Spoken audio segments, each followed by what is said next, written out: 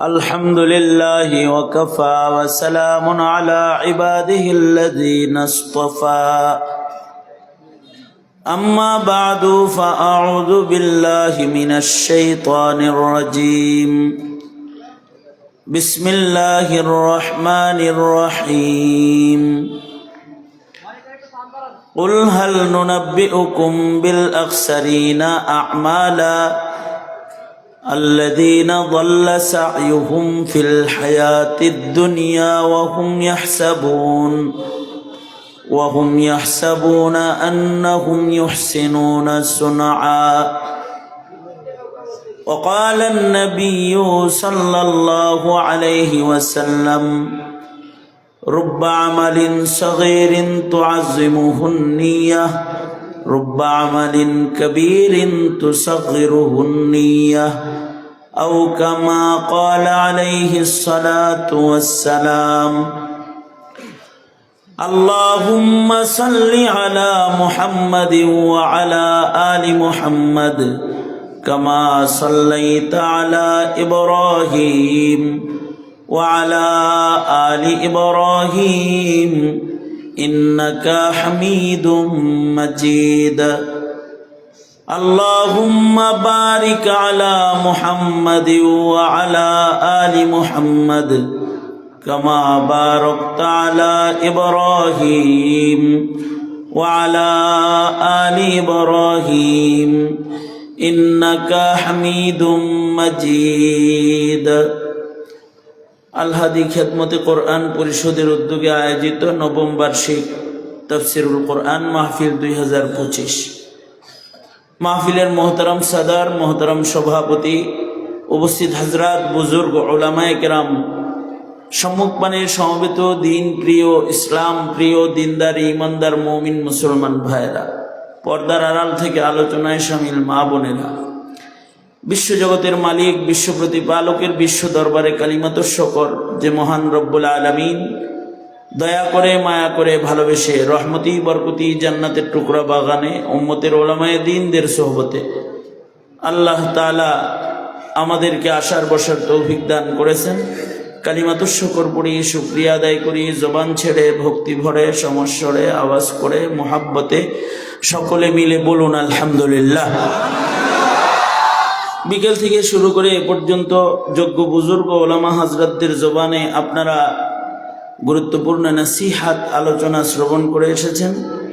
মাহফিলের একেবারে শেষ লগ্নে, শেষ ভাগে আমি আপনাদের সামনে বসে গিয়েছি বরকতের নিয়তে আল্লাহর কালামের গুরুত্বপূর্ণ একটি সূরা, সূরা কাহাফের 103 এবং 104 নম্বর আয়াত আপনাদের সামনে তিলাওয়াত করেছি। নবীজির হাদিস পেশ করেছি। এগুলোকে সামনে করে কিছু কথা আপনাদের সামনে বলবার ইরাদা রাখি। আল্লাহ তাআলা কিছু উপকারী কথা আপনাদের কানে পৌঁছানোর তৌফিক দান করেন। আপনারা দোয়া করুন, বলুন আমিন। আমি যে সূরা থেকে আয়াত তিলাওয়াত করেছি, সূরার নাম সূরাতুল কাহাফ। এক সময়ে সূরা কাহাফ নারী পুরুষ সকলে মুখস্থ রাখত। একটা সময় গেছে যখন সূরা কাহাফের তিলাওয়াত কোরআন প্রেমিকরা খুব বেশি করত, কারণ এই সূরাও প্রতি জুমাবারে, শুক্রবারে তিলাওয়াত করার সুন্নত আমল বিদ্যমান রয়েছে। যারা ইয়াউমুল জুমআতে শুক্রবারে সূরা কাহাফ তিলাওয়াত করবে, নিয়মিত যারা সূরা কাহাফের তিলাওয়াতকারী হবে, তাদের জন্য খুশখবর হলো তাদেরকে আল্লাহ তাআলা দাজ্জালের ভয়ঙ্কর ফিতনা থেকেও হেফাজত করবে। এ কারণে সূরা কাহাফ সাহাবায়ে কেরাম, তাবেঈন, তাবে তাবেঈন সকলে খুব বেশি তিলাওয়াত করতেন। সূরা কাহাফ এটা তিলাওয়াত করলে ভয়ঙ্কর দাজ্জালের ফিতনা থেকে আল্লাহ তাআলা হেফাজত করবেন। দাজ্জালের ফিতনা কি চলে গেছে না আইতাছে? হ্যাঁ, নবীর যুগে তো ১৫০০ বছর আগে, তখন দাজ্জালের ফিতনা আরো দূরে ছিল, এখন তো কাছে। কিন্তু আল্লাহর রাসূল সাল্লাল্লাহু আলাইহি ওয়াসাল্লাম ফিতনায়ে দাজ্জাল থেকে পানাহ চেয়েছেন, আল্লাহর কাছে দোয়া করেছেন, হে আল্লাহ, আপনি আমাকে দাজ্জালের ফিতনা থেকে হেফাজত করেন। আল্লাহর রাসূলের দোয়া। নবীজি দোয়া করেছেন। উম্মতকে দোয়া করার তালিম দান করেছেন, কারণ দাজ্জালের ফিতনা বড় ভয়ঙ্কর ফিতনা। দাজ্জালের ফিতনা এত ভয়ঙ্কর যে দাজ্জাল এক হাতে আগুন, আর এক হাতে পানি, এক হাতে জান্নাত, আর এক হাতে জাহান্নাম নিয়ে আগমন করবে। তার কাছ থেকে যারা পানি পান করবে, তার অনুগত যারা হবে, তার জান্নাতের দিকে যারা অগ্রসর হবে, তারা দোজখে পড়ে যাবে। আর যারা অটল ঈমান নিয়ে দাঁড়িয়ে থাকবে, দাজ্জালের আগুনে যারা প্রবেশ করবে, তারা আল্লাহর জান্নাতে প্রবেশ করবে। দাজ্জাল এত বড় ভয়ঙ্কর ফিতনা হবে যে সে মানুষকে কতল করবে, আবার মানুষকে জীবিত করবে। মানুষের সামনে গিয়ে বলবে, তোমার মা বাবা মারা গেছে, অনেক দিন হয়েছে, দেখতে মনে চায় না? তোমার মা বাপ কার দেখতে মনে না চায়? দাজ্জাল মৃত পিতা মাতার জিয়ারত সন্তানকে করাইয়া দিবে, কারণ ইবলিস তার অনুগত হবে। ইবলিসকে সে আদেশ করবে যে তার পিতা মাতার আকৃতিতে তার সামনে দাঁড়িয়ে যাও, তো মা বাবার জিয়ারত করাবে। এগুলো দেখে অনেকে দাজ্জালের দলে চলে যাবে। যারা দাজ্জালের দলে চলে যাবে তারা দোজখে পড়ে যাবে। আর সূরা কাহাফ তিলাওয়াতকারী খাঁটি মুমিন যারা, তারা দাজ্জাল দেখে বলতে থাকবে, এতদিন পর্যন্ত ছিল ইলমুল ইয়াকিন, আলেমদের মুখ থেকে শুনেছি দাজ্জাল তুই বড় ফিতনা আইবি, কিন্তু এখন চোখে দেখলাম আয়া পড়ছাস, এখন হয়ে গেছে আইনুল ইয়াকিন। এতদিন ছিল ইলমুল ইয়াকিন, এখন হইছে আইনুল ইয়াকিন। যত কিছুই দেখাস তোরে চিনা ফেলাইছি, আল্লাহ ছাড়া আর কোনো ইলাহ নাই। এই কথা যারা বলবে তারা দাজ্জালের হাতে তারা শহীদ হইলেও সাথে সাথে তারা আল্লাহ পাকের জান্নাতে প্রবেশ করবে। সুবহানাল্লাহ। ফিতনায়ে দাজ্জাল কঠিন ফিতনা। এই ফিতনায়ে দাজ্জাল থেকে বাঁচতে নিজের সন্তানদেরকে দোয়া শিক্ষা দেওয়া চাই, কারণ কিয়ামত নিকটবর্তী। প্রজন্মকে শিক্ষা দেওয়া চাই যে তোমরাও দোয়া করো, আল্লাহুম্মা ইন্নী আউযু বিকা মিন মাসিহিদ দাজ্জাল, হে আল্লাহ আপনি আমাকে দাজ্জাল থেকে হেফাজত করেন, দাজ্জালের ফিতনার থেকে আমি পানাহ চাই। ফিতনা বড় ভয়ঙ্কর জিনিস। ফিতনা না চিনলে সমস্যা। আল ফিতনাতু আশাদ্দু মিনাল কাতল, হত্যাকাণ্ড যতটা ভয়ঙ্কর তার চেয়ে ফিতনা বেশি ভয়ঙ্কর। এ কারণে আল্লাহর রাসূল ফিতনার থেকে বাঁচার দোয়া শিখাইছেন। বলেছেন তোমরা ফিতনা থেকে বাঁচার জন্য দোয়া করো, আল্লাহুম্মা ইন্না নাউযু বিকা মিনাল ফিতান, আল্লাহুম্মা ইন্না নাউযু বিকা মিনাল ফিতান মা যাহারা মিনহা ওয়া মা বাতান। আল্লাহর রাসূল দোয়া শিখাইছেন যে দোয়া করো, আয় আল্লাহ দাজ্জাল থেকে পানাহ চাই, ফিতনা থেকে পানাহ চাই। যে ফিতনা বুঝে আসে, যেটা বুঝে আসে না, প্রকাশ্য ফিতনা, গোপন ফিতনা, সব ফিতনার থেকে তোমার কাছে পানাহ চাই। এই দোয়া উম্মতকে আল্লাহর রাসূল শিক্ষা দিয়েছেন। তো দোয়া করব, আয় আল্লাহ আমাকে সকল প্রকারের ফিতনার থেকে আপনি হেফাজত করেন। আমাদের বুজুর্গরা বলেন, যারা প্রতিদিন সূরা কাহাফ তিলাওয়াত করবে, আরেকটু স্পষ্ট করো ভিতরে ইকো কমাও, যারা প্রতিদিন সূরা কাহাফ তিলাওয়াত করবে তাদেরকে আল্লাহ তাআলা সকল প্রকারের ফিতনার থেকে হেফাজত করবে। সুবহানাল্লাহ। আওয়াজ করে বলেন সুবহানাল্লাহ। যেমন ফিতনায়ে হাসিনা, এটাও একটা ফিতনা। এই ফিতনা যারা না চিনছে ওরা মরছে। যেমন এই ফিতনা সালমান এফ রহমান চিনে নাই, এত কিছু বোঝার পরও বেচারা এখন জেলখানায় সেই গুনতাছে আর জেলের ভাত খাইতেছে। যেমন এই ফিতনাকে কালা মানিক চিনে নাই, সে বিচারপতির চেয়ার থেকে নাইমা কলা পাতায় শুইছে, ঠিক না? আওয়ামী লীগ ফিতনা। এটাকে যদি কেউ না চিনে তাহলে স্বাধীনতা ভারতের কাছে বিক্রি হয়ে যাবে। এটাকে যদি কেউ না চিনে, এই আওয়ামী লীগ ফিতনাকে যদি কেউ না চিনে, তাহলে মুসলমানের ঘরে হিন্দুর সন্তান জন্মগ্রহণ করবে। হিন্দুত্ববাদ জন্মাবে। ফিতনা, ফিতনা চিনতে হয়, ফিতনা চিনাইতে হয়, প্রজন্মকে ফিতনা সম্পর্কে সতর্ক করতে হয়। হাসিনার ফিতনার থেকে তারাই বাঁচতে পারছে বেশি যারা সূরা কাহাফ পড়েছে অথবা সূরা কাহাফ যারা পড়ে তাদের সাথে চলাফেরা করেছে, তাদেরকে আল্লাহ তাআলা হাসিনা ফিতনার থেকে হিফাজত করেছে। আলেম ওলামারা সূরা কাহাফ তিলাওয়াতকারী, এ কারণে হাসিনাকে আলেমদের চাইতে বেশি আর কেউ চিনে নেই। উলামায়ে কেরাম সেই 13-তে রক্ত দিয়েছে শাপলা চত্বরে, বারবার তারা জুলুম নির্যাতনের শিকার হয়েছে। ওই যে এটাও যে দাজ্জালের মতো ফিতনা, এর হাতে মরা যায় কিন্তু এর মুড়ি দেওয়া যায় না। এমন ফিতনা যে বুঝার কায়দা নাই সে কি করতে চায়। ভাব দেখে মনে হয় বুজুর্গ আব্দুল কাদের জিলানী, ভাব দেখে এরকম মনে হয়। কারণ প্রতিদিন 70 রাকাত নফল নামাজ, প্রতিদিন কোরআন মজিদের তিলাওয়াত, হাতে তসবিহ, মাথায় পট্টি, সুন্দর বড় হাতার জামা, আর উপজেলায় উপজেলায় মসজিদ নির্মাণ করে যে জয়নামাজে বয়া থাকে, এ যে খোদার বিরোধী, এটা বোঝা যায় তো। আস্ত ফিতনা ছাড়া আর কিছু। মসজিদ নির্মাণ করে প্রতি থানায় থানায় একটা একটা মসজিদ, কিন্তু মসজিদে কাউরে নামাজ পড়তে বলে না, সবাই বলে ধর্ম যার যার ব্যাপার, মনের ব্যাপার, তোমরা পূজায় যাও। কত বড় ফিতনা চিন্তা করছেন। বানাইছে একটা মসজিদ, প্রতি থানায় সব লোকদেরকে দাওয়াত দিছে কোন দিকে? পূজার দিকে, পূজা করার জন্য দাওয়াত দেয় যে উৎসব সবার, সব পূজায় বড় উৎসবে চলে আসো। শুধু তাই নয়, মুসলমানের সন্তানকে হিন্দুত্ববাদ শিখাইতে গোমাতা মুসলিম সিলেবাসের ভেতরে ঢুকাইছে, শিক্ষা সিলেবাসে ঢুকাইছে মুসলমানদেরকে পড়ানোর লেগে। ট্রান্সজেন্ডার প্রবেশ করাইছে, ডারউইনের ভ্রান্ত মতবাদ পড়াইছে। পক্ষান্তরে মুসলমানদেরকে আল্লাহ ভুলাইছে, রসুল ভুলাইছে, দিন ভুলাইছে, ইসলাম ভুলাইছে। সন্তানরা দিন সম্পর্কে জানে না, ইসলাম সম্পর্কে জানে না। দিনী শিক্ষাকে ঐচ্ছিক শিক্ষায় রূপান্তরিত করেছে। এই আপনারা বলুন তো, দিনী শিক্ষা কি ঐচ্ছিক নাকি আল্লাহর নির্দেশ? দিনী শিক্ষা কি ঐচ্ছিক শিক্ষা না ফরজ শিক্ষা?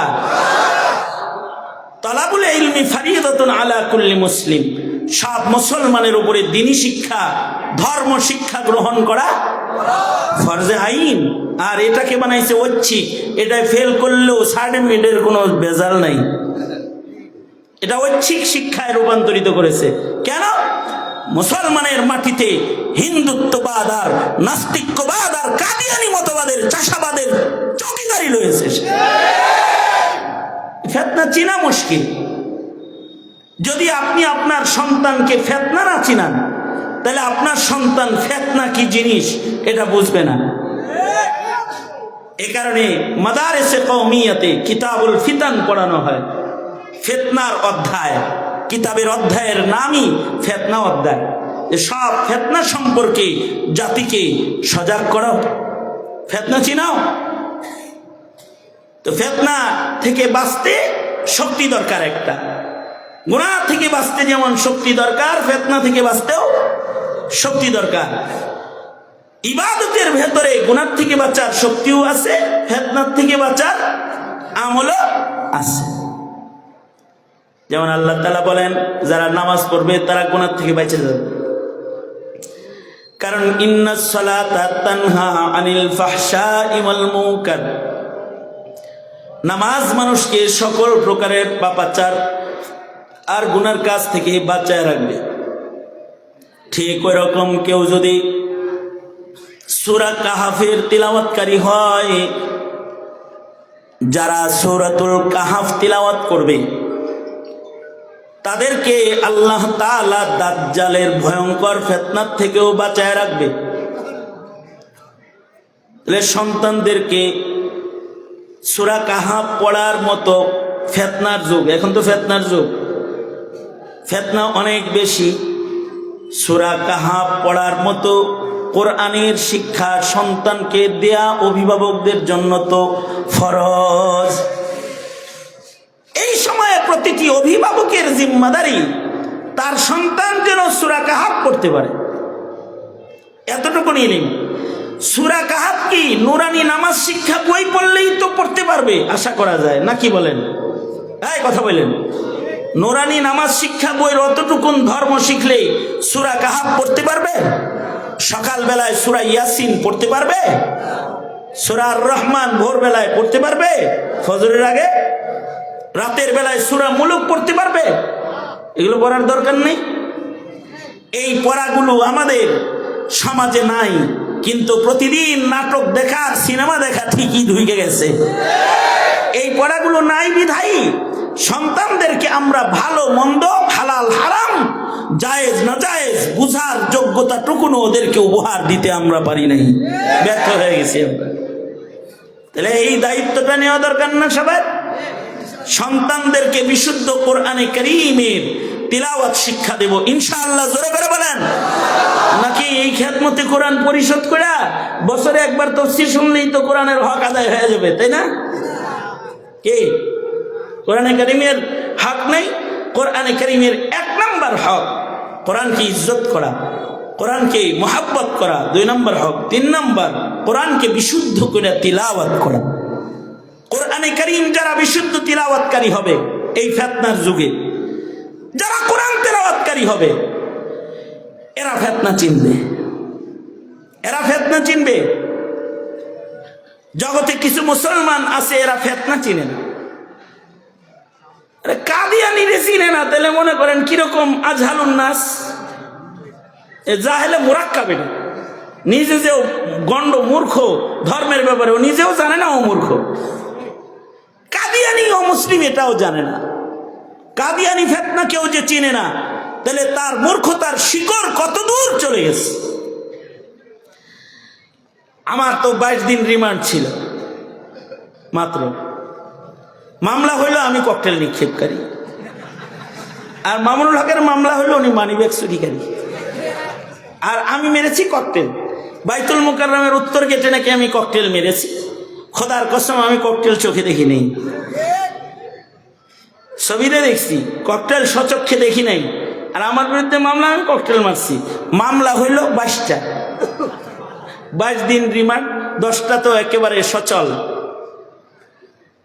এই 22 দিনের রিমান্ডে পুলিশের নানা রকম প্রশ্ন আছে। তবে পুলিশের ভেতরেও মুমিন মুসলমানও তো আছে। এক ওসি সাহেব তো আমাদেরকে গ্রেফতার করার 7-8 দিনের মাথায় সে তার চাকরি থেকে রিজাইন দিয়েছে, চাকরি ছেড়ে দিয়েছে, পুলিশের চাকরি আর করবে না। এবং আমি জেলখানা থেকে বের হওয়ার পরে তার বাড়িতে প্রোগ্রাম করেছি, সর্বপ্রথম প্রোগ্রামটা এই পুলিশের বাড়িতে করছি। ভালো মানুষও আছে, কিছু পুলিশ এরকম আছে যারা রিমান্ডের জন্য দরজা টরজা আটকাইছে, লাঠি লুটি হাতে লয়ে ঢুকছে, স্ট্যাম্প হাতে আছে, হকি স্টিক আছে, এটি লয়ে এই ঢুকছে লাঠি লুটি সহ। ঢুইকা ভেতর থেকে দরজা বন্ধ করছে, মনে হয় যেন এখন পিটাইব। লাঠিগুলা রাইখা জড়ায়া ধইরা হাউমাউ করে কান্না করে চোখের পানি ফেলে কেঁদেছে, আর বলেছে, হযরত দরজা আটকাইছি রিমান্ড করতে না, আপনার কাছে মাপ চাইতে। হাত পা বান্ধা, কি করব হযরত। আছে ভালো মানুষ তো আছেই, কিন্তু এরকম খবিসও আছে যে আইসা জিজ্ঞাসা করে, হুজুর কাদিয়ানীদের সাথে একটু মিলমিশ করে চলা যায় না? তার মানে এটা এমন বড় মূর্খের মূর্খ, কাদিয়ানি যে কাফের এটাও জানে না। তা আমি জিজ্ঞেস করলাম, কাদিয়ানি কাফের, কাফেরের সাথে আবার মিলমিশ করার পদ্ধতি কি? কয় না, একটু সমঝোতা করে চলা। কয় কাদিয়ানির কি আসলেই কাফের?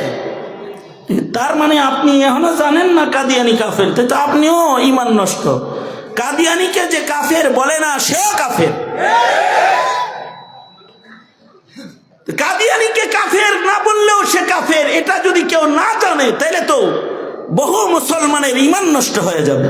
যদি না জানলে, কথা বলেন ঠিক না বে ঠিক করে বলেন, ঈমান নষ্ট হয়ে যাবে না?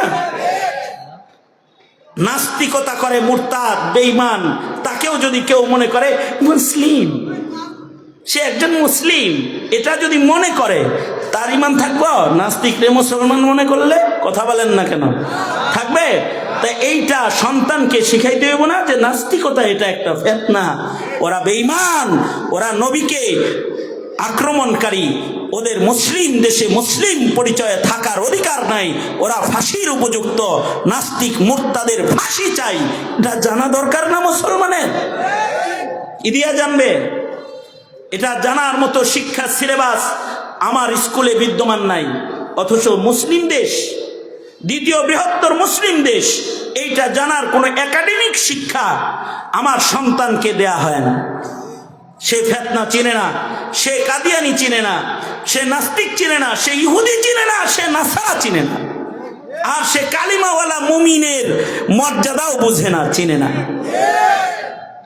আমার এক বন্ধু এক সাংবাদিকের জানাজায় গেছে, সেও সাংবাদিক, মুফতি এনায়েতুল্লাহ।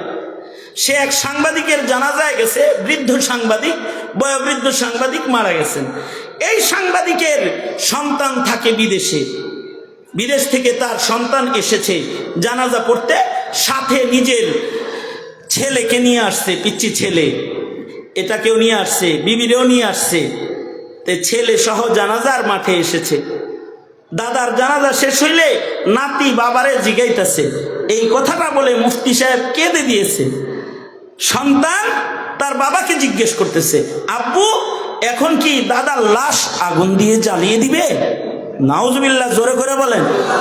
কার ছেলে জিগা এই কথা? কার ছেলে জিগা? মুসলমানের সন্তান জিজ্ঞাসা করতেছে, মুসলমানের সন্তান তার বাবাকে জিজ্ঞেস করতেছে দাদা সম্পর্কে, আব্বু দাদুর লাশ কি এখন আগুনে জ্বালাইবা? তার মানে কি? মুফতি সাহেব কান্দা দিয়া কয়, তার মানে হলো এই লোকের, এই ছেলে জানেই না যে পরকাল বলতে একটা কাল আছে, কবর বলতে একটা জগৎ আছে, বরজক বলতে একটা জগৎ আছে। আর মুসলমানের মৃত্যুর পরে তারে আগুনে পোড়ানো হয় না, তাকে কবরের জগতে দিয়ে দেওয়া হয়। আমল ভালো হলে সে কবরে জান্নাত পেয়ে যায়, এটা জানে না। আর যদি আমল খারাপ হয়, কবরে তার এমন একটা শাস্তি হয়, সে শাস্তি ভোগ করে, কেউ তা বুঝে না। এই জিনিসটা তাকে বুঝানো হয় নাই, অথচ এটা ইমান। এই ইমানদারি যার নাই, ও তো ইমানই শিখে নাই এখনো। মুসলিম পরিচয় দিলেই মুসলিম হয়ে যায়, অথবা পাসপোর্টে মুসলিম, জাতীয়তা মুসলিম লেখা থাকলেই মুসলিম হিসেবে, মুসলিম পরিচয়, ধর্মে পরিচয় লেখা থাকলেই মুসলিম হয়ে যায়। তার তো এতটুকুন শিক্ষা থাকতে হয়। সে জানে না তার দাদার লাশটা এখন কি আগুনে পোড়ানো হবে নাকি দাফন করা হবে, এটা জানে না।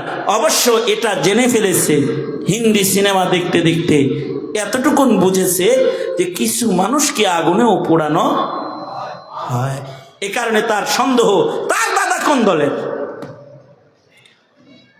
এই যে মুসলিম প্রজন্মের দিনী বুঝের অধপতন, যেটার শিকড় গভীর তলদেশে চলে গেছে, এটার কারণ হলো মুসলিম ইসলাম শিখার যে চেতনা, ভাবনা, চেষ্টা, প্রচেষ্টা নাই।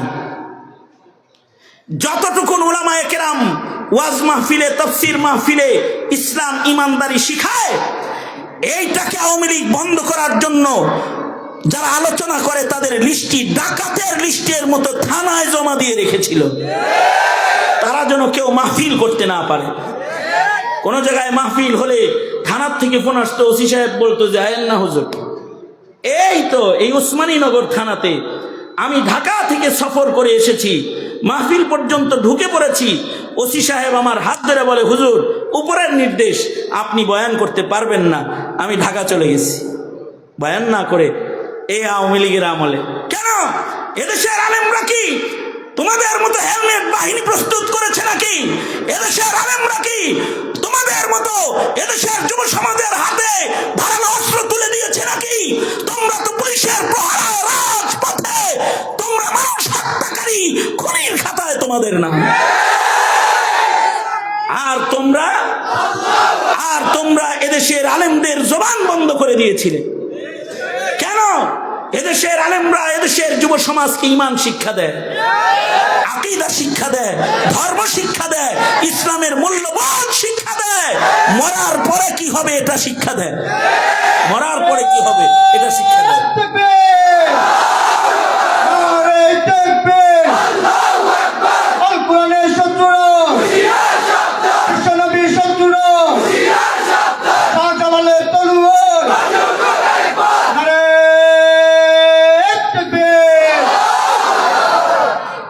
সুতরাং একদিনের তাফসীর মাহফিল দিয়ে জাতির ধর্মীয় মূল্যায়নকে এস্টাবলিশ করা সম্ভব নয়। মুসলিম জাতির ধর্মের মূল্যায়নের জন্য আবার গোড়ায় ফিরে যেতে হবে।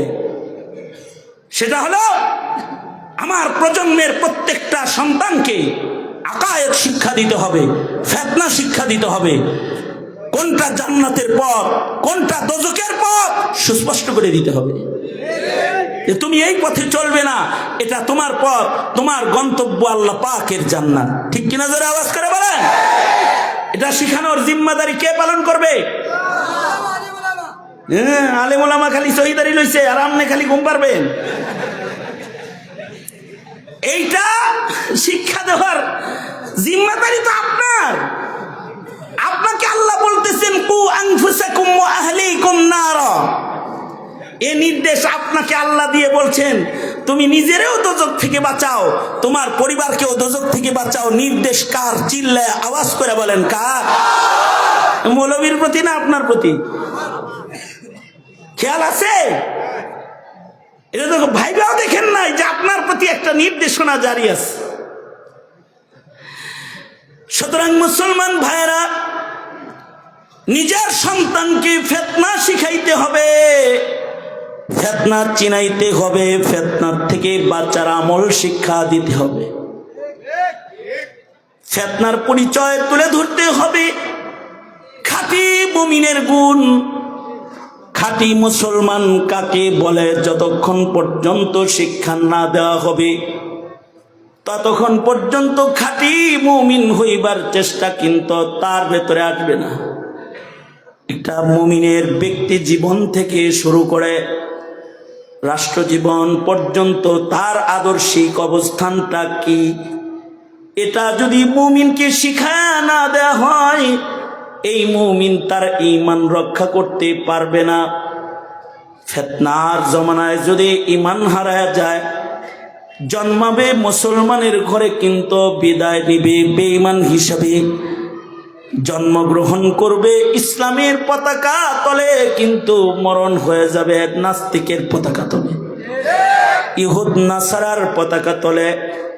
কমাস কম প্রজন্মের মুসলিম সন্তানদের ঈমান সহ কবরে যাওয়ার পথ সুগম করতে সকল সন্তানদেরকে ধর্ম শিক্ষা বাধ্যতামূলক করা ছাড়া দ্বিতীয় কোনো রাস্তা নাই। একটা তো ব্যক্তি চেষ্টা, ব্যক্তিগতভাবে আপনি আপনার পরিবার নিয়ে ভাববেন যে আপনি আপনার সন্তানের ঈমান আমল কেমনে ঠিক করবেন। আরেকটা হলো ব্যক্তি চেষ্টা করে একটা ঘর বাঁচান যায়, গোষ্ঠী বাঁচান যায় না, একটা জাতিকে বাঁচানো যায় না। এই জাতিকে তিল তিল তিল তিল করে হত্যা করার চক্রান্ত চলছে, তার ঈমান হত্যার চক্রান্ত। যেই কাঠামোকে ব্যবহার করে ইসলামের বিদ্বেষকে প্রতিষ্ঠা করা হচ্ছে, ঘরে বসে থাকার কায়দা নাই। ওই কাঠামো শুদ্ধ টান দিয়ে দাও, কাঠামো পাল্টাও। যে কাঠামোর দ্বারা তোমার সন্তানের ঈমানদারি রক্ষা হবে না, তোমার দেশে সেই সরকারি কাঠামোকে তুমি অক্ষত অবস্থায় থাকতে দিতে পারো না। এটাকে পরিবর্তন করো, সংবিধানকে সংশোধন করো, আওয়াজ তুলো। 70% 90% মুসলমানের দেশে সাংবিধানিকভাবে দ্বীনি শিক্ষার মূল্যায়ন এটা প্রতিষ্ঠা করার এখনই সময়। সুতরাং নিজেকে বাঁচাও, কারণ এই পৃথিবী আমাদের জন্য শেষ না, এটা তো শুরু জগৎ এরপরে বরজখ আছে, এরপরে আখিরাতের জগৎ আর একটা অপেক্ষা করতেছে। ঠিক কিনা জোরে আওয়াজ করে বলেন। নাকি খাও দাও ফুর্তি করো? খাও দাও ফুর্তি করতে চাইলেই করা যায় না। হাসিনা পারে না, আর তুমি পারবা? হাসিনা কি খাও দাও ফুর্তি করতে পারছে? সে তার সর্বশক্তি ব্যবহার করে চেয়েছিল দুপুরের খাবারটা খাবে বলে রান্না করেছে, কিন্তু আল্লাহ খাইতে দেয় নাই। বোঝা যায় শক্তিধর হাসিনা নাকি আল্লাহ?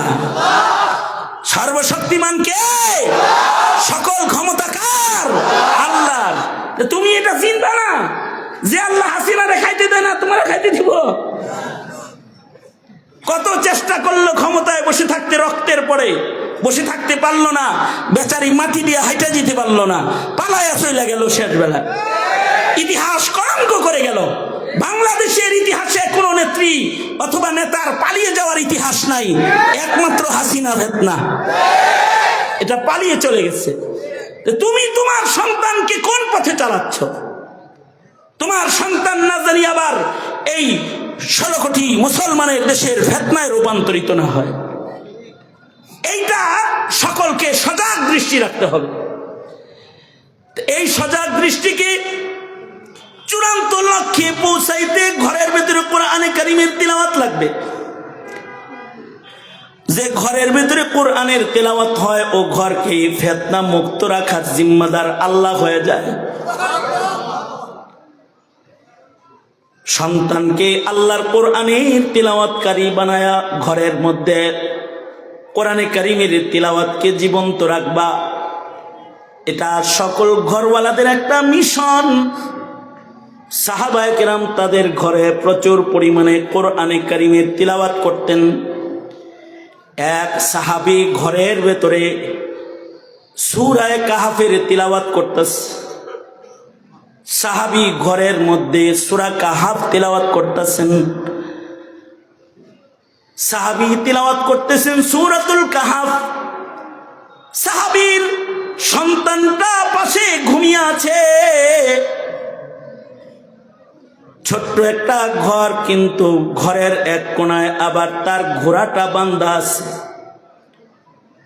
আগের জমানায় এত বেশি ঘর দুয়ার মানুষের ছিল না।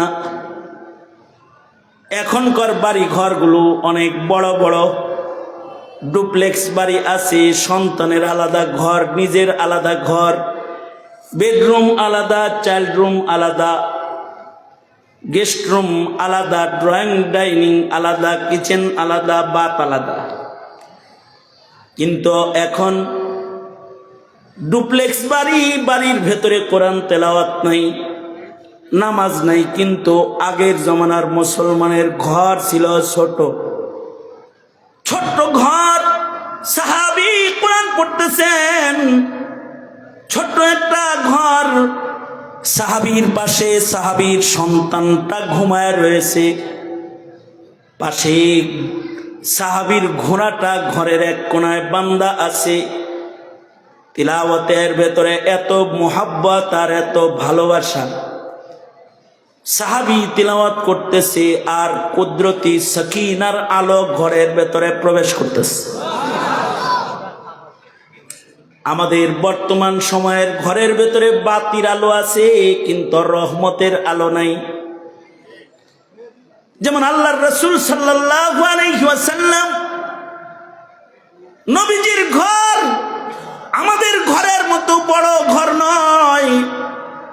আল্লাহর রাসূলের ঘর ছোট্ট একটা ঘর, যার মধ্যে মাত্র 4টি কবরের জায়গা আছে।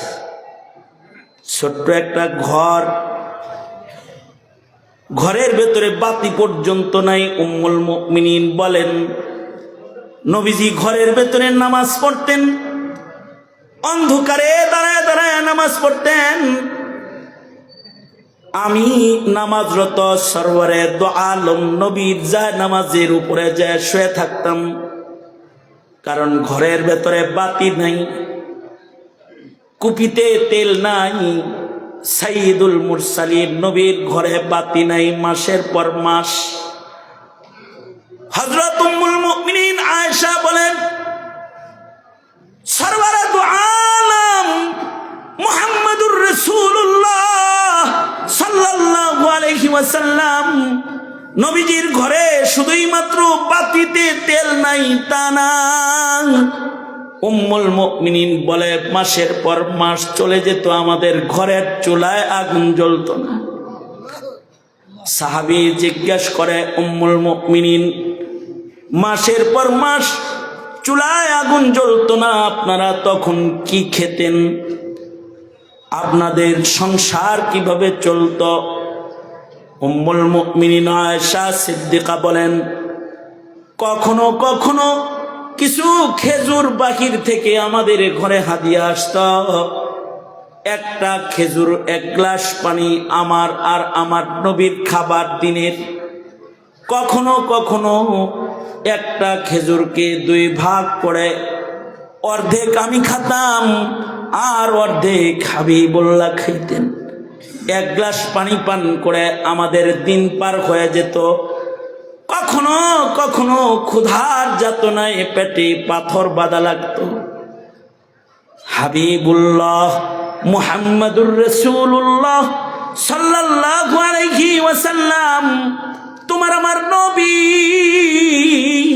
তোমার আমার সরদার, তিনি যদি দোয়া করতেন, আল্লাহ আল্লাহ গো তুমি উহুদ পাহাড় আমার জন্য স্বর্ণ বানায় দাও, তো উহুদ পাহাড়কে আল্লাহ তাআলা তার বন্ধুর জন্য স্বর্ণ রূপান্তরিত করতেন। কিন্তু সেই রহমাতুল লিল আলামিন সাইয়্যিদুল মুরসালিন নবীর ঘরে বাতি নাই, চুলায় আগুন নাই, ফার্নিচার নাই, সুন্দর ডেকোরেশন নাই, কিন্তু নবীর ঘরে লম্বা লম্বা নামাজ আছে। হযরত আয়েশা বলেন, অন্ধকারের ভেতরে রাতে রাসূল নামাজে দাঁড়িয়ে যেতেন। কখনো এক এক রাকাতে 3 পারা 4 পারা কোরআন নবী তেলাওয়াত করতেন। কখনো কখনো আল্লাহর রাসূল এই অন্ধকার ঘরের ভিতরে সিজদা দিয়ে কাঁদতেন।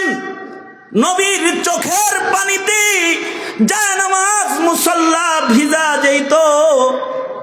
ঘুমন্ত অবস্থায় আমার হাত ভিজা বিছানায় পড়লে ভাবতাম মশকের পানি পড়েছে, কিন্তু খেয়াল করে দেখি নবীজি সেজদারত কাঁদতেছে, এগুলো নবীর চোখের পানি।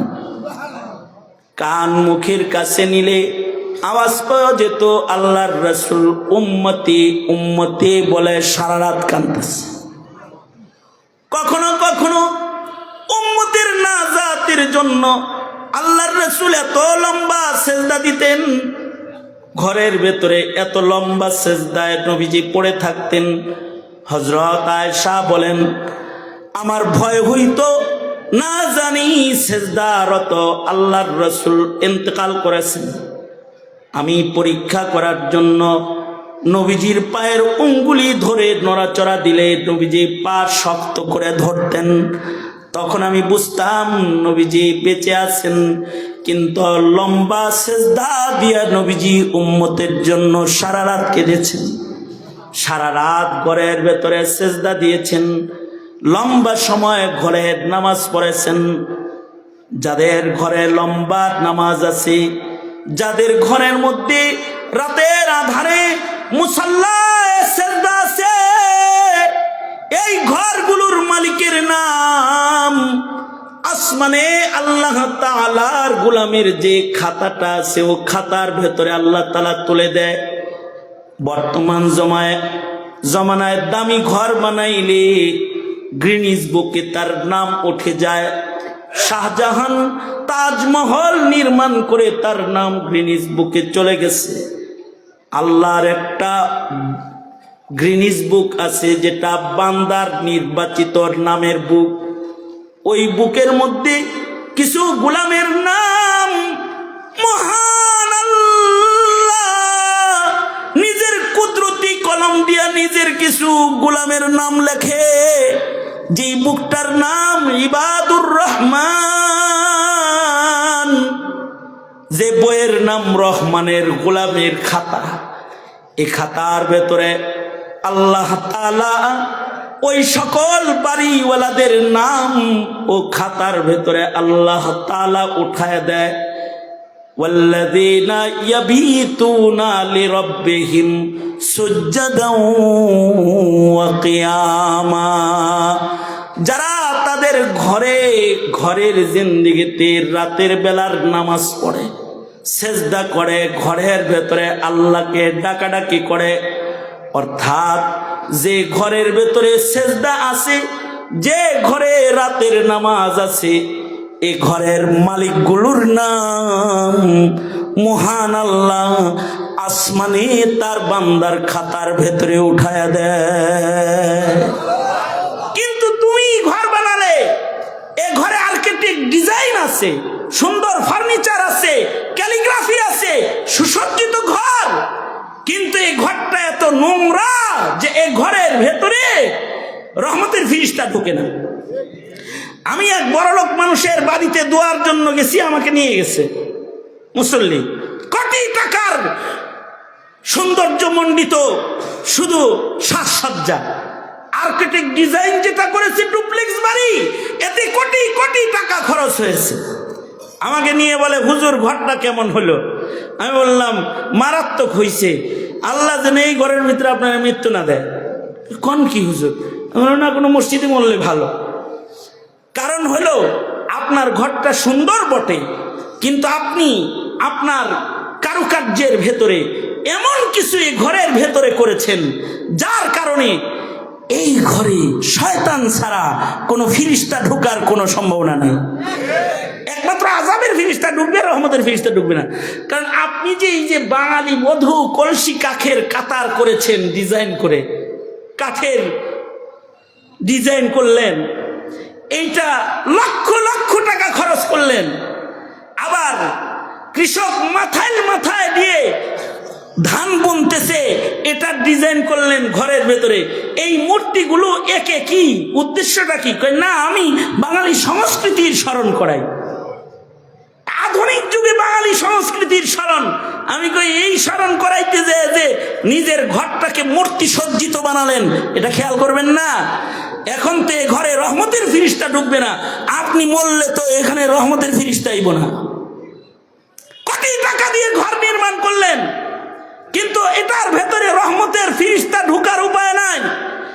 এমন সুসজ্জিত ঘর, যে ঘরে টিভির অভাব নাই, ক্যামেরার অভাব নাই, ওয়াইফাই কানেকশন সব কিছু আছে, কিন্তু আসমানি কোনো কানেকশন নাই, নামাজের কানেকশন নাই, রোজার কানেকশন নাই। আমি ওনার টয়লেট দেখলাম, বাথরুম দেখলাম, বাথরুমের ভেতরে দেখলাম, বাথরুমের ভেতরে আবার শুয়ে গোসল করার জায়গা বিরাট বড়। আর একটা বানানো আছে, ওটা কি কয় আল্লাহ জানে। এইটা দেয়া আছে, তার ভেতরে আবার আধুনিক, এটা সুইচ দিলে পানি বেরিয়ে যাবে, সুইচ দিলে ঠান্ডা পানি ঢুকবে, গরম পানি ঢুকবে, শ্যাম্পু দেওয়া আছে, শ্যাম্পু ঢুকবে, আমি বিভিন্ন স্টাইলে গোসল করবে। এই জায়গা তো ঘরের ভেতরে আছে, কিন্তু তার ঘরের ভেতরে দোয়া কালাম পড়ে একটু অজু করার অজুর জায়গা নাই, ঘরের ভেতরে অজু করার জায়গা নাই। যেই ঘরে অজুর জায়গা নাই, অথবা নামাজের মুসাল্লা বিছানোর প্রেয়ার রুম নাই, বাথরুম আছে, ড্রেসিং রুম আছে, ড্রয়িং রুম আছে, কিচেন রুম আছে, সব রুম আছে, প্রেয়ার রুম নাই, এমন ঘরের ভেতরে তো নামাজ হবে না। এমন ঘরের ভেতরে হবে সিনেমা, নাম হবে মুসলমানের ঘর, কিন্তু কাজে কর্মে হবে ইহুদ আর নাসারার ঘর। ঠিক কিনা? জোরে আওয়াজ করে বলে। তাহলে আপনি ঘর বানান, কিন্তু আপনার ঘরটা যেন ইবাদতের ঘর হয়। আপনার সন্তান যেন ঘরে আপনাকে ইবাদত করতে দেখে, আপনার বিবিকে যেন আপনার মেয়েটা ইবাদত করতে দেখে। এমন একটা পরিবেশ যদি ঘরে কায়েম না করেন, শুধু রাষ্ট্রের উপরে ধর্ম শিক্ষার দায়ভার দিয়ে নিজে ও নিজের প্রজন্মকে দোজখের আগুন থেকে বাঁচান যায় না জনাব, মনে রাখবেন। নিজের চেষ্টা রাখবে তো। আল্লাহর রসুলের ঘরের দিকে একটু তাকাই, আল্লাহর রসুলের ঘরের মধ্যে বাতি নাই। নবীর ঘরে শুধু বাতি নাই তা না, লিখে রাখার মতো তথ্য তোমরা যারা স্কুল কলেজের ছাত্র লিখে রাখতে পারো, সেটা হলো মসজিদের নববীতে 9 হিজরি পর্যন্ত কোনো বাতি ছিল না। কত হিজরি পর্যন্ত? নবম হিজরি পর্যন্ত মসজিদের ভেতরেও মসজিদের নববীতে কোনো বাতি ছিল না, অথচ মসজিদের নববীর ইমাম মুহাম্মদুর রাসূলুল্লাহ সাল্লাল্লাহু আলাইহি ওয়াসাল্লাম, আর এই মসজিদের মুসল্লি হলেন আবু বকর, ওমর, ওসমান, আলী, সাহাবায়ে কেরাম, আব্দুর রহমান বিন আউফ, আব্দুল্লাহ ইবনে আব্বাস, ইবনে মাসউদ, এরা হলেন মসজিদের মুসল্লি যাদের সেজদার ওজন এত। ডক্টর ইকবাল বলে এই সাহাবীদের সেজদার ভারে মসজিদ থরথর করে কাঁপত। মসজিদে শুধু বাতি নাই তা না, মসজিদের ভেতরে বিছানা ছিল না, বিছানা ছিল না, মাটির ভেতরে নামাজ হতো।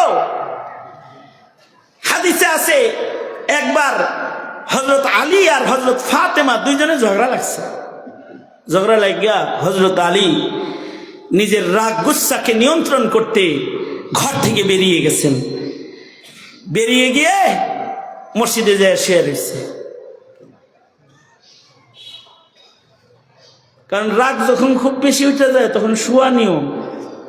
রাগ উঠলে শোয়ার থেকে বহে, আর উঠলে বসার থেকে।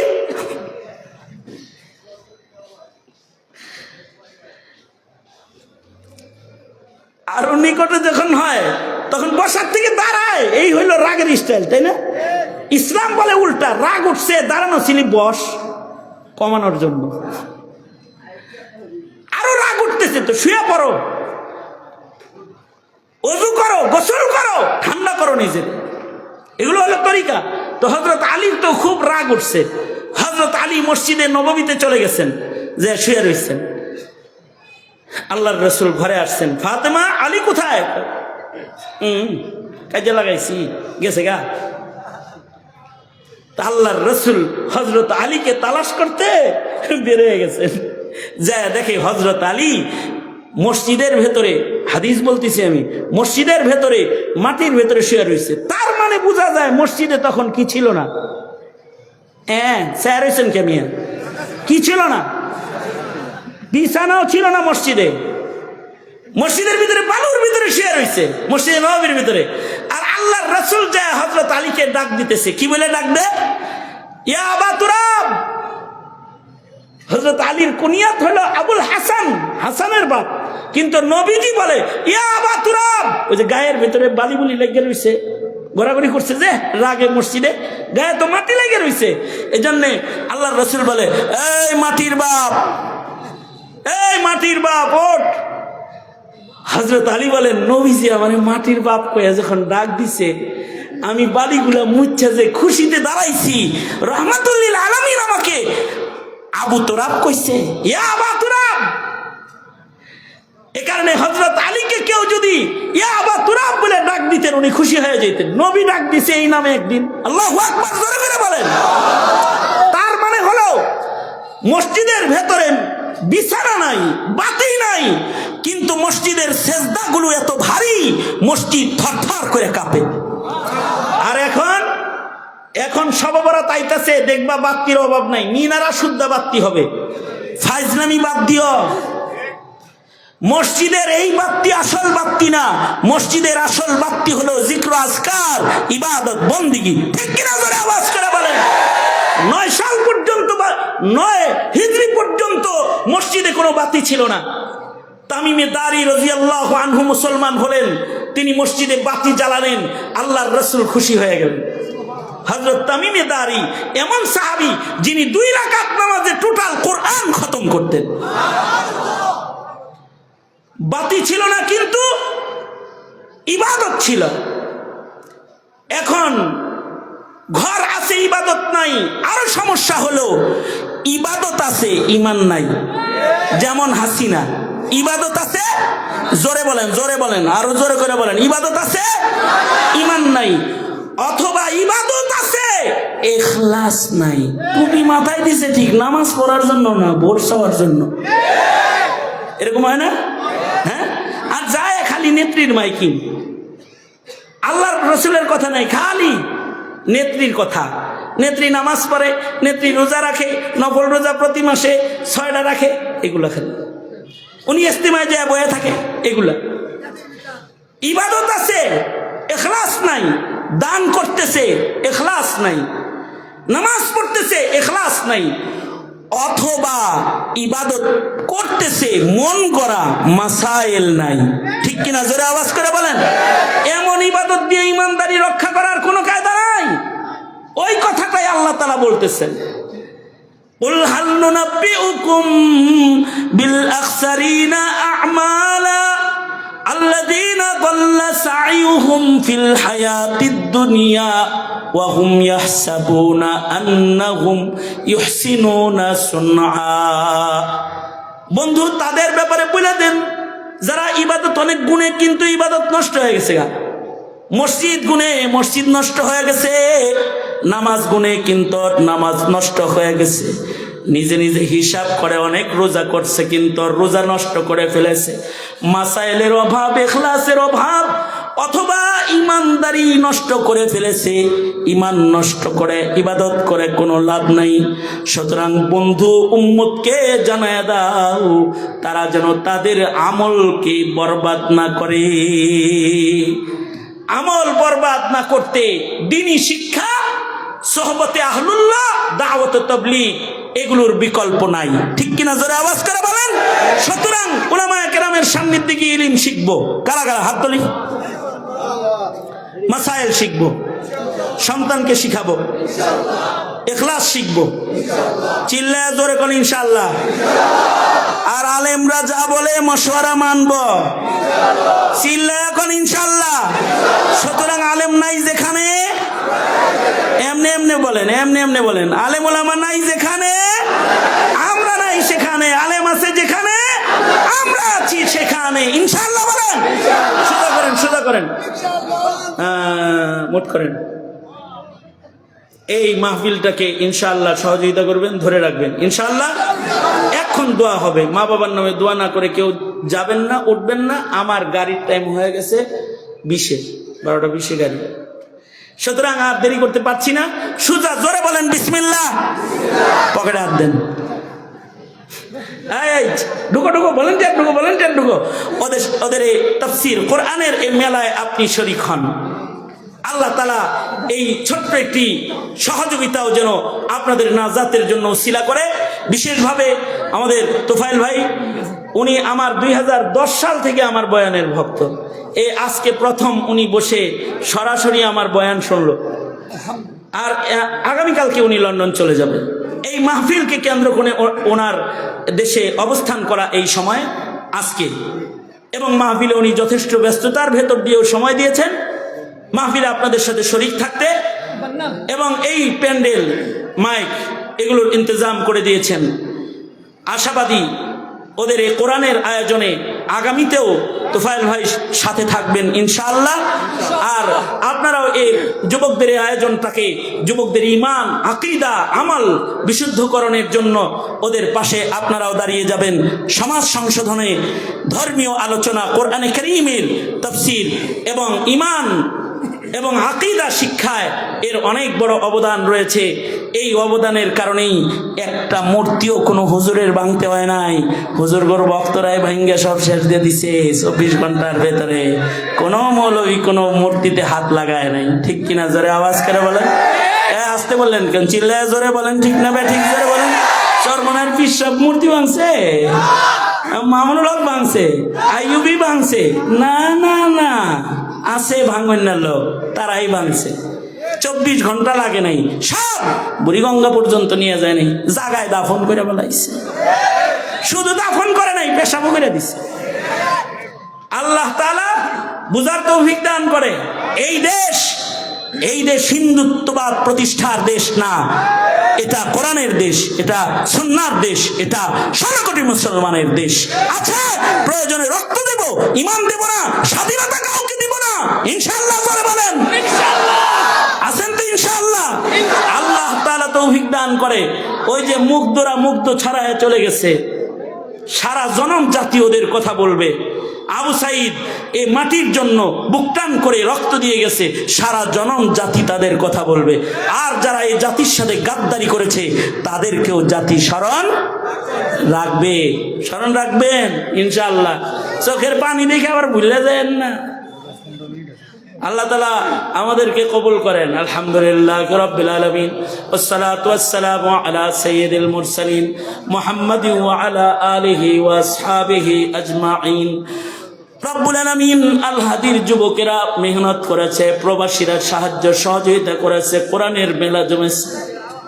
দুহাত তুলেছি, আল্লাহ মেহেরবানি করে আমাদের তুমি মাফ করে দাও। মজমাকে কবুল মঞ্জুর করে নাও, তোফায়েল ভাইকে কবুল করে নাও, রিজকে বরকত দাও। ইয়া আল্লাহ দেশের খেদমত করাও। আরো যত মেহমানরা রয়েছে তাদের কবুল মঞ্জুর করে নাও। রব্বুল আলামিন যুবকগুলাকে কবুল করে নাও। এই যুবকগুলাকে তোমার হাতে আমানত। আল্লাহ যৌবনের গুনাহ থেকে ওদের বাঁচাও। ইয়া আল্লাহ অনেকের আব্বা আম্মা কবরে, তাদের মাফ করে দাও। নিজের হাতে বাপ কবরে রেখেছে, নিজের হাতে মা কবরে রেখেছে। যাদের আব্বা আম্মা নাই আল্লাহ তাদের বাবা মার কবর জান্নাতের বাগান বানায় দাও। যাদের আব্বা আম্মা আছে হায়াত বাড়াও, প্রজন্মের সন্তানদেরকে ইমানদার বানাও। এই দেশ, এই জাতিকে কবুল করো, এই জাতিকে রক্ষা করো। সারা দুনিয়ায় কালিমার পতাকা উড়ায় দাও আল্লাহ রাব্বুল আলামিন। দিন বুঝার তৌফিক দাও, দিন মানার তৌফিক দাও। আমাদের সকলকে দিনের জন্য তুমি কবুল আর মঞ্জুর করে নাও। যত কল্যাণ মঙ্গল দাও, অকল্যাণ হতে আমাদের বাঁচাও। সুবহানা রাব্বিকা রাব্বিল ইজ্জাতি আম্মা ইয়াসিফুন ওয়া সালামুন আলাল মুরসালিন ওয়ালহামদুলিল্লাহি রাব্বিল আলামিন। মুসাফা হবে না, সালামে বিদায়। আমার হাতে সমস্যা, অপারেশন।